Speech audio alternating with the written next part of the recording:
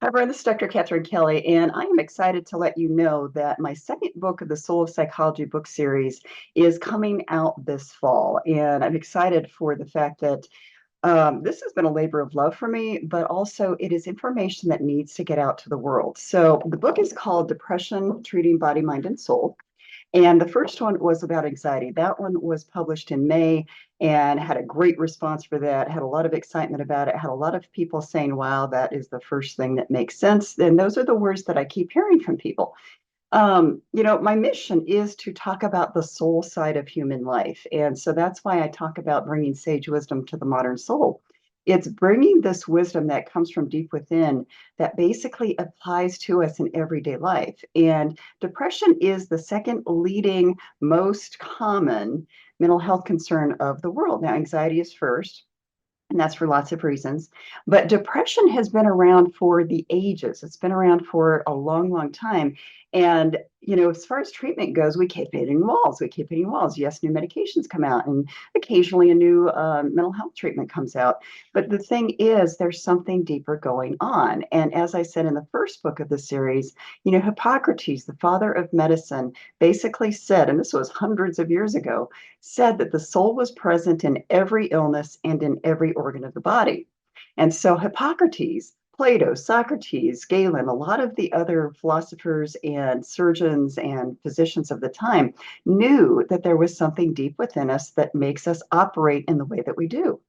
Hundreds of years later, when the field of psychology came around, one of the founding fathers, Carl Jung, also very much knew that there was something deeper going on. And he talked about the soul. He talked about astrology. He talked about how past memories for himself were coming up, and it helped him realize that there was something much deeper going on.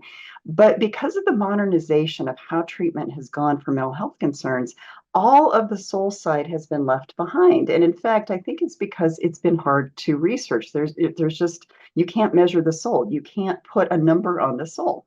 And you can't give it a blood test. You can't do any of those things. And so, unfortunately, modern science has dismissed the most important part of who we are. Now, when it comes to depression, and this is really an interesting fact, when it comes to depression, I have called depression for years suppression of the soul.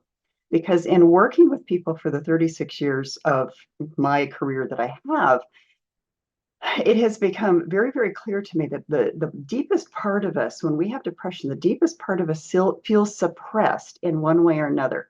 So something is pressing down on us. Something is basically holding us back. Something feels, I tell people, it's like having 25-pound weighted blankets sitting on us. And it's like, how do we move? How do we get out of that when we are feeling so suppressed?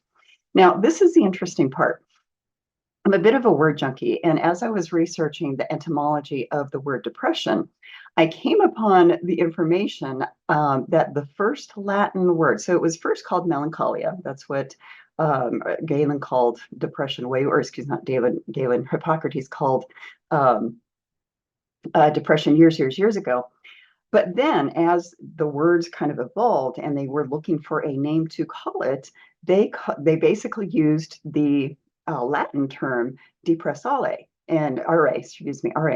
And I took Latin in high school, and I didn't even put it all together until I was doing the research for this book. And depressare, and there's another word that is very similar that they use to describe depression, is basically to press down. And so, for all of these years that I've talked about depression as the suppression of the soul, and once I came upon the etymology of the word, it just was like, okay. So either I intuitively know, I don't remember ever coming across the word depressare in my training as studying Latin, but it made so much sense that the to press down part of our world, our human experience, something is holding us back. Something is pushing down the essence of who we are. Something is keeping us from being who we're supposed to be, and also keeping us from really shining that light from within that all of us are. So this book, Depression, Treating Body, Mind, and Soul, it does talk about all the up-to-date treatments from the body perspective, all the up-to-date treatments from the mind perspective. And the rest of the book, several chapters are talking about what is it from the soul side that is happening with depression. Now, a lot of this information is going to be very, very new to a lot of people.